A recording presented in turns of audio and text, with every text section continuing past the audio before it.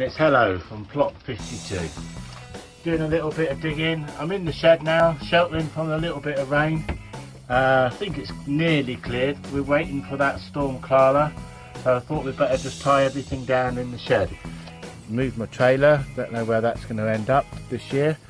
This raised bed, don't know whether to put a few more strawberries in. So I had some leftover strawberries and they went in there and they've just sort of gone off on the runners and they've sort of seeded in. So just going to leave them there for this year.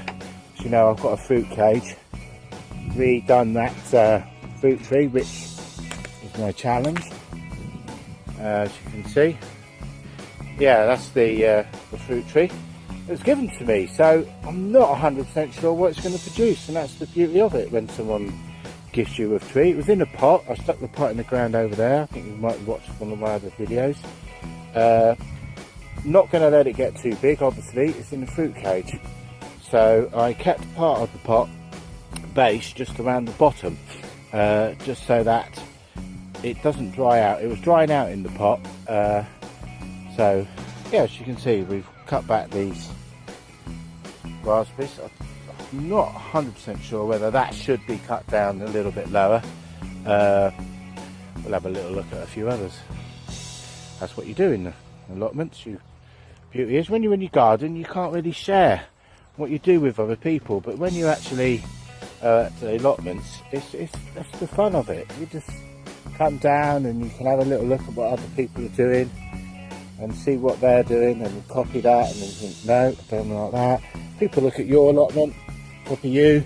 I've had a lot of people admiring my structure for run of beans, which I sort of put in last year's compost, put that down, dug a trench either side, filled it with chicken manure pellets, a little bit of ripped up newspaper, as I say, the compost from over my composting area, which is at the back of the shed over there with all the other bits and pieces.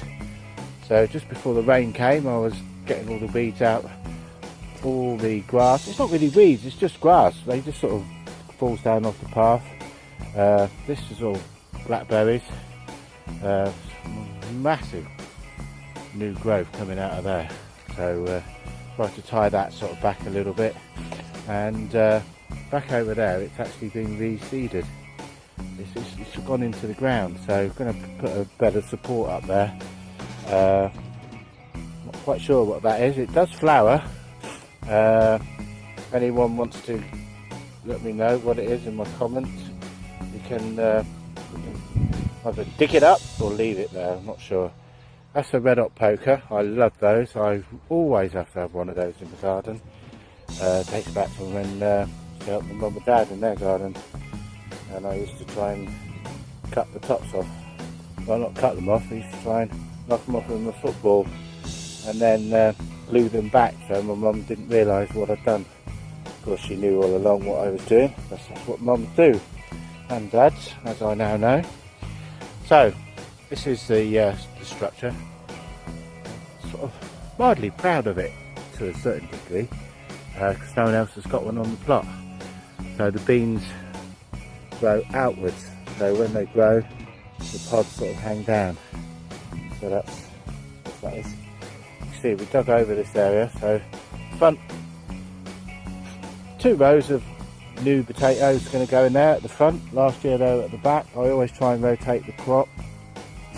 So we've got new potatoes, probably 2 rows, another 2 rows of second earlies, and then 2 rows of main crop. And when the new potatoes have finished, that's when I put some brassicas in the front. Cauliflower, broccoli, cabbage, that's what goes in there. Over this side, started to dig it over, get bindweed growing up the net of the fruit cage. So I've unhooked all the pegs and I've sort of started digging out over there. These blighters, those weeds are just, those roots, sorry, they just actually really sort of dig in, and bindweed's almost impossible to get rid of. You just got to keep digging. So yeah, got another fruit tree here, which is, as I say, I was gifted these from somebody's garden. That one obviously a bit larger, and that one there. So I planted those in last year, but it's a little bit late planting them in, so didn't really get any fruit. But hopefully this year we'll get some apples or something off those. Could be plums, one might be a plum. It's very hard to tell when someone gives you something. Just got to put it in and see what grows. So yeah, we've got to dig all this over. Generally over this side I normally put sweet corn, courgettes. There's a thing called the Three Sisters. It's like the courgettes, the sweet corn and the runner beans. But I also do some small wigwams and put some French climbing beans. I prefer the French beans on a climber. I've done dwarf ones. They're okay dwarf ones, but it's awkward to pick. You've got to get down your hands and knees. Much easier to have them climbing. So we'll go over this. Really just come down for 2 or 3 hours a week.